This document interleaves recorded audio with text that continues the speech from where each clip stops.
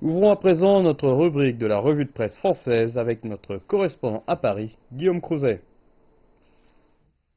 Bonjour, ici Guillaume Crouzet depuis les studios de CGTN à Paris pour cette édition spéciale sur le thème suivant: comment évoque-t-on la Chine dans la presse française ces derniers mois? Aujourd'hui, nous allons parler économie, technologie et écologie. Le 15 mai, en couverture de son supplément Science, Le Monde raconte comment la Chine s'enthousiasme pour Mars. Dans le désert de Gobi, une installation simule la vie sur la fameuse planète rouge pour populariser la conquête spatiale. Et deux projets similaires, mêlant tourisme et pédagogie, sont également en cours de développement dans le pays.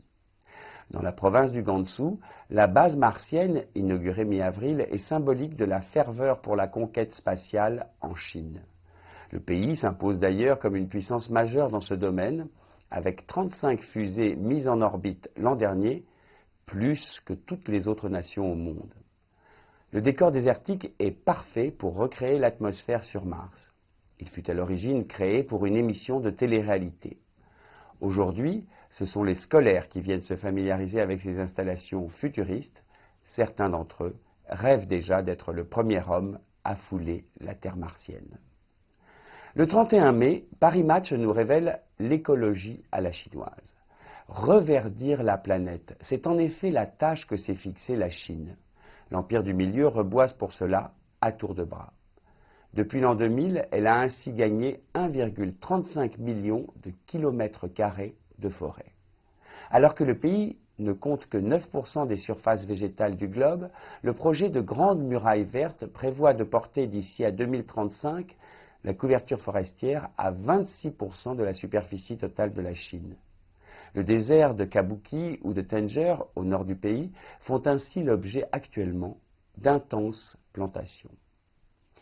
Début juin, le magazine Courrier International s'est intéressé pour sa part à TikTok, l'appli chinoise qui fait danser le monde. Avec 500 millions d'utilisateurs actifs sur la planète, cette application, connue sous le nom de Douyin en Chine, est un phénomène. Le monde entier est devenu fou de TikTok.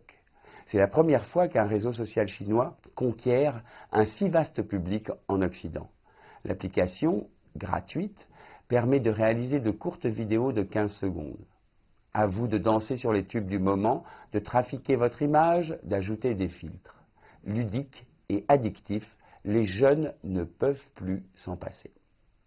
Un tout autre sujet, le 26 juin, dans le journal Libération. Les résultats d'une élection importante qui vient d'avoir lieu à Rome. Qu Dongyu, vice-ministre de l'Agriculture en Chine, a été élu à une très large majorité à la tête de la FAO, la Food and Agriculture Organization, autrement dit l'Agence pour l'alimentation et l'agriculture des Nations Unies. Rappelons que cette institution a été fondée en 1945 et compte aujourd'hui 194 pays membres.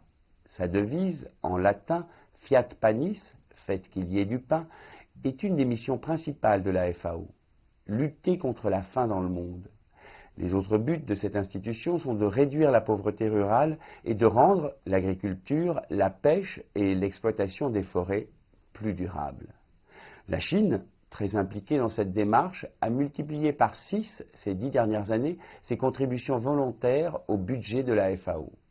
C'est la première fois qu'un Chinois prend la direction de cette institution internationale, une date historique, a commenté Qu Dongyu, qui a souligné sa volonté de rester impartial lors de son mandat et de lutter plus activement que jamais contre la faim dans le monde.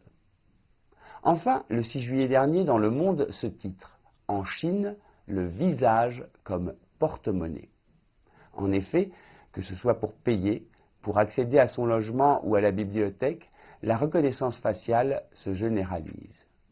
2 ans après les premiers tests, le paiement par reconnaissance faciale convainc de plus en plus d'enseignes chinoises. Plus de mots de passe à taper, plus besoin de sortir son portefeuille, la caméra analyse votre visage et vous délivre votre ticket de métro, vous ouvre la porte de votre chambre d'hôtel ou valide le paiement de votre cocktail au bar. On entre ici de plein pied dans la technologie du futur. C'était Guillaume Crouzet depuis les studios de CGTN à Paris pour cette édition spéciale La Chine dans l'œil de la presse française.